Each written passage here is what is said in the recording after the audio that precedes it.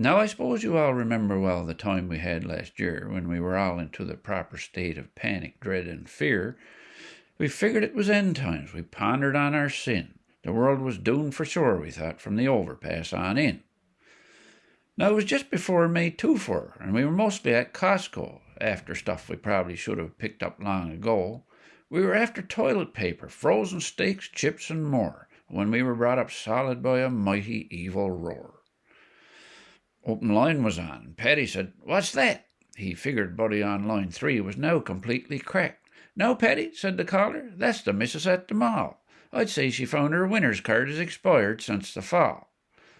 But that wasn't what it was at all, as we all know for sure. 'Twas a 500-foot tall monster stood on the ocean floor. He was mean and he was nasty, and no doubt he was a killer, and that is how we came to know the creature called Codzilla. He was blocking off the Narrows, and he was coming in. He flattened Cabot Tower with his starboard pectoral fin. He must have eat 1 billion capelin. He was bouged right out and tubby. He had lice the size of lobsters, and certainly he was slubby. He flopped right down and out of sight, and all of us went quiet. We hoped that he was gone back out, but no one didn't buy it. Then he rose up in the middle of the harbour with a roar. They stopped the Rattling Bog song at Shamrock City shore. Right off the bat, a fellow from the fisheries arrived and told us all, well, he might be big, but don't take more than 5.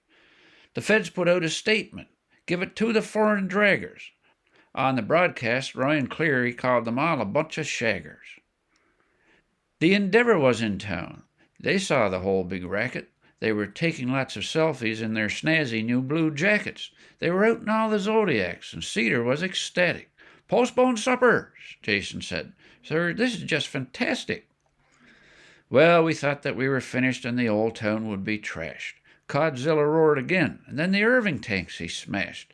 'Twas just as well, we thought, to go on George for one last beer. But then our hero showed up, and we let the big old cheer. He pitched down on the south side hills and started with his call. Blocked out all the sunlight, stood 500 feet tall. My buddy finished off his beer and said, "Law, there!" Hope returned to all of us. It was the Megaturr. Codzilla sized up Megaturr like Joey sizing Cashin, and then he fired a big old gob of half-digested capelin. The Megaturr, he dodged that gob and fired off one too, and by and by the whole downtown was smeared with stinky goo. Uncle Jim and Uncle Bill were in town to see their barber. They heard the big old racket that was coming from the harbour. Codzilla and the Megaturr were at it face to face. They tripped up on the Ocean X and Squat Atlantic place. "Oh, my lord," said Jim, "I'd like to have 5 fish like that. I'd have some feed of fillet, if I could find enough pork fat." Bill never said a word. He was dreaming of the britches, the sound bones and the tongues, the heads, the napes, and chicklets. Things were looking bad now with the Megaturr in trouble. Codzilla dragged him under, and sir, right into the bubble. The Megaturr got loose and just avoided that disaster. He reeved Codzilla in through the keg and back out through Jack Astor's. The battle was titanic. The atmosphere was tense. Codzilla tripped upon a ship and squat the harbor fence.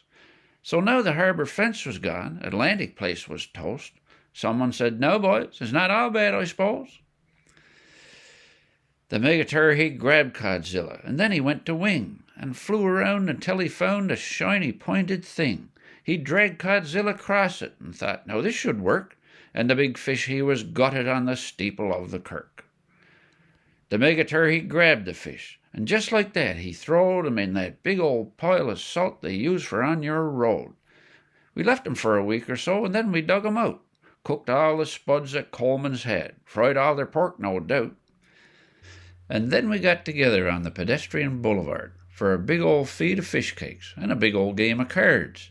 The Irving tanks, they got rebuilt, and in a little while we filled them with a lifetime worth of pure cod liver oil.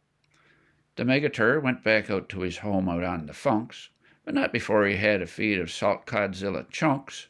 He didn't get much rest, though, before he had to face a 600-foot, screaming, squawking, deadly tickle ace.